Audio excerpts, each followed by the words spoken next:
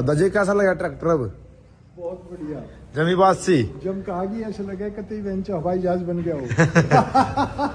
पहले नहीं लगा था जब कच्चा मामला था, जब टायर आके डाल दिए थे। हाँ, अब पक गया मामला सही। अब पक गया। अब फिर एक सिस्टम और जमा दे, हाँ बोल। टोचन और कर दे, हैं? टोचन और कर दे। कर देंगे। भाई वाला ट्रैक्टर आ रखा है, बिल्कुल। टोचन हमने मंगा लिया। बस बस बस कर देंगे। मंगा था भाई सिस्टम आएंगे फिर। जमा तो सिस्टम पूरा जमाना आप आए तो सिस्टम जमाने पर है।